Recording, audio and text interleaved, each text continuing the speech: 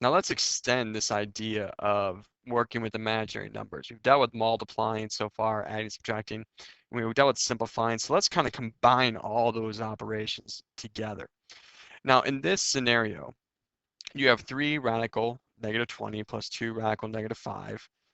You want to simplify this expression.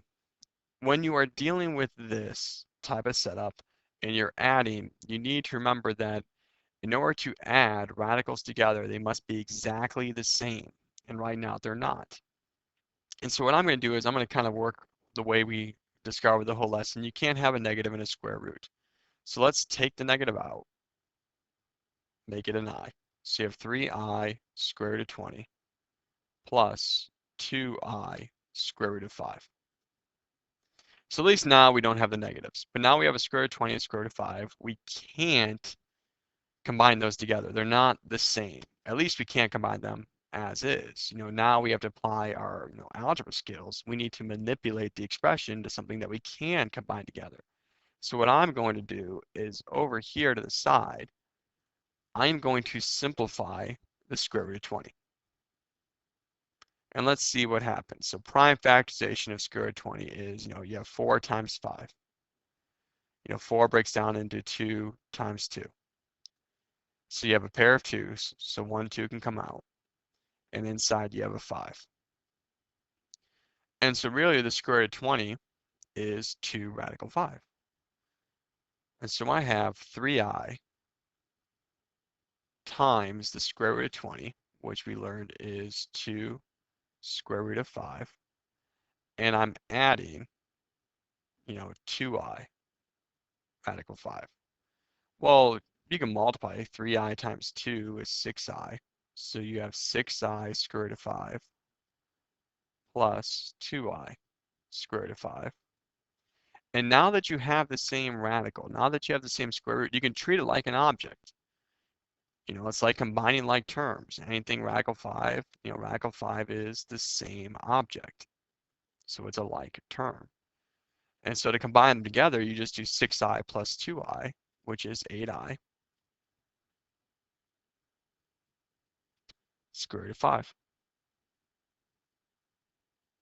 And that's your final answer. You treat it like you would a variable. If you had 6x plus 2x, you would say 8x. So if you have 6i radical 5 plus 2i radical 5, it's 8i radical 5. Just treat it like you would a variable. Treat it like you would an object. So let's look at number 2. Same idea. As is, we cannot combine them together. But what I can do is I can take the negative out, flip it, make it an I. So 2i square root of 27 plus 2i square root of 75. It's just now, we're going to have to simplify both of these.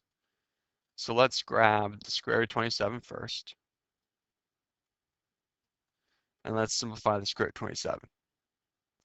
So prime factorization, you have 9 and 3. You have 3 and 3. So you have one pair of 3's with one remaining inside. And it's the same idea. You're going to want to do that with the square root of 27 square root of 75 as well. Simplify it. Square root of 75 is, 3 and 25, which is 5 and 5. So you have a pair of 5's with a 3 remaining. So I have 2i square root of 27, and square root of 27 we found out to be 3 radical 3. So 2i times 3 radical 3. And we're adding 2i times radical 75, which we found out to be 5 radical 3. And then you just multiply 2i and 3 is 6i. So you have 6i square root of 3. 2i and 5 is 10i. So you have 10i square root of 3. Look at your radicals. They are exactly the same. So you treat them like you would a variable. You treat them like you would an object. If you have 6i plus 10i, that's 16i.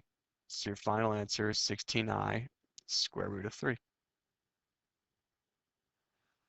So if you think about this and you look over this video, it's combining the ideas of simplifying radicals. You're even multiplying in here as well, and you're adding as well. It's extending this concept of imaginary numbers across all the operations we've learned so far.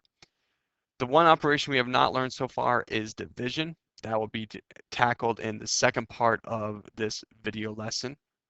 So just make sure you are confident with addition, subtraction, and multiplication before you move on.